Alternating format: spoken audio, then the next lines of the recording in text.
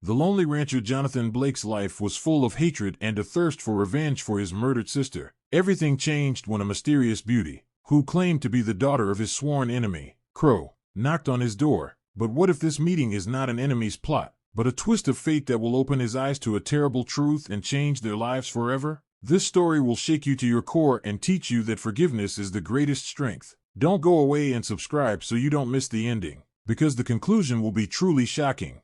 1880, Valley of Lonely Rocks. A time and place where the law is a cult and people are prisoners of their own resentments. Among these harsh expanses lived Jonathan Blake, a lonely rancher whose life had been scorched like the earth under the blazing sun. He was in his early 40s, but the deep wrinkles around his eyes and the hard crease at his mouth spoke of years full of pain. 5 years ago, his younger sister Mary was brutally murdered by bandits who attacked their ranch. And since then, Jonathan has lived with only one thought: to find their leader, a man named Crow, and get his revenge. His only companions were his faithful horse, Ghost, and an old sheepdog. The ranch was his fortress, and hatred was his shield.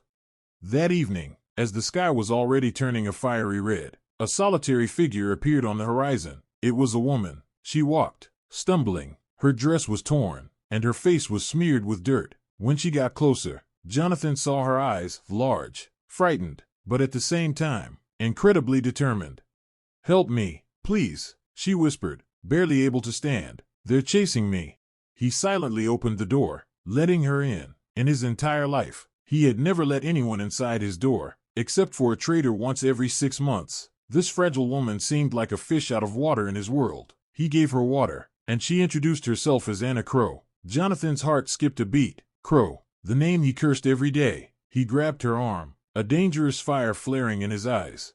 "Tell me the truth. Who are you?" he growled. "Your last name, Crow. Are you connected to him in some way?" She flinched. Her fear was genuine. He is my father, but I escaped. He held me captive, just like everyone else." His mind was torn apart. How could he believe her? It could be a trap. And yet, something in her eyes, in her desperation, wouldn't allow him to just kick her out. She was too exhausted to be a cunning deceiver. Hatred fought with compassion. He hesitated, looking into her eyes, trying to find a lie in them. Finally, he let her go. "You can stay, for now." The next few days passed in tense silence. Anna turned out not to be what he had imagined. She was not a bandit. She knew how to tend to wounds, and she knew herbs that soothed pain. She helped him rebandage an old wound on his shoulder that he had gotten during one of his hunts for the bandits. Her touches were gentle. I ask you to like and subscribe to the channel, so you will help me in motivation to make such great stories for you, and I will see that you like them. Enjoy watching, everyone. Her words, quiet. He watched as she, clumsily but with amazing diligence, helped around the house, cooking with the meager supplies he had. He felt his interest in her growing. He began to notice the details: her hands, calloused but long and graceful; her voice, which seemed to carry an unimaginable sadness; her gaze, which was full of not only fear, but also strength. One evening, as they sat by the fire, he decided to ask, "Why did you run away?" She was silent for a long time, staring into the fire. Crow, he isn't just a bandit, as you think. He is looking for some mysterious artifact, a map that leads to treasure. My mother was part of an ancient Indian tribe. She had a map, and my father used it to find that artifact. But it wasn't just an object. It was a box with documents that could ruin his reputation. He planned to use them to blackmail influential people. I couldn't stay and watch him ruin the lives of innocent people. I tried to steal them, but he caught me. I managed to escape, but he knows what I know. He will kill me so I don't tell anyone. Her story sounded too incredible to be true, but her desperation was so sincere that doubt settled in his heart. He remembered that his sister had also been killed during a raid when the bandits were looking for something in the house. Maybe they weren't just robbers? His hatred for Crow was based on the belief that it was a senseless, cruel attack. But what if there was something more behind it? What if he was wrong? A few days later, Crow's men stormed the ranch. They surrounded the house, demanding he hand over Anna. Jonathan felt rage rise within him. He grabbed his rifle. "Get off my land," he shouted. The bandit leader, a burly man with a long beard, laughed. "Blake, you know we'll kill you if you don't give us the girl."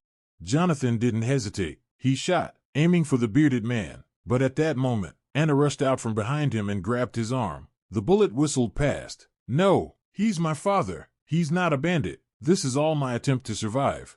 Jonathan was shocked by her words. She wasn't lying. Crow wasn't just a bandit. He was her father. He was the one who ruined her life, held her in fear to get his hands on the wretched box. And he was the murderer of his sister. He hated him with all his heart. He wanted to shoot him, but her words made him stop. She stood in front of him, shielding him, and cried out, "Father, you're not a murderer. I know you're a good person. Please, stop."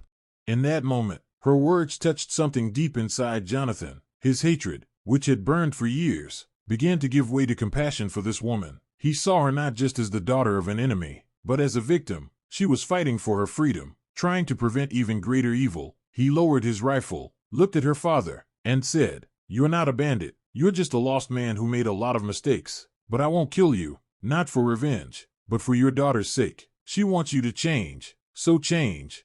Crow was stunned. He saw not hatred in Jonathan's eyes, but compassion. He realized that his daughter was telling the truth, and he saw that his daughter wasn't just talking. She was living it. In that moment, he did what no one expected. He dropped his rifle. His men, seeing this, hesitated, and then they dropped their rifles too. Crow walked over to Jonathan. "I knew your sister, and I'm sorry. She was trying to protect your family, and I was obsessed."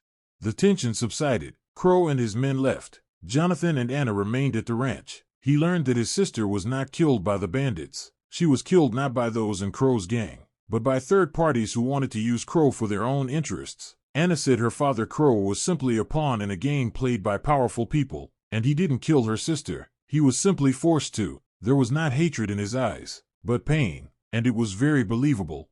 Time passed. Jonathan and Anna restored the ranch. They became partners, not just business partners, but life partners. They talked about their fears, about their losses. They discovered that they had much more in common than they thought. Jonathan learned that life is not black and white. Hatred for an enemy is not always justified, and the truth can be much more complex. And Anna understood that even in the most embittered person, there is kindness and mercy. In the end, they became family, not by blood, but in spirit. They worked the land together, making plans for the future. This union, born of hatred and intrigue, became a symbol of hope. Conclusion and moral.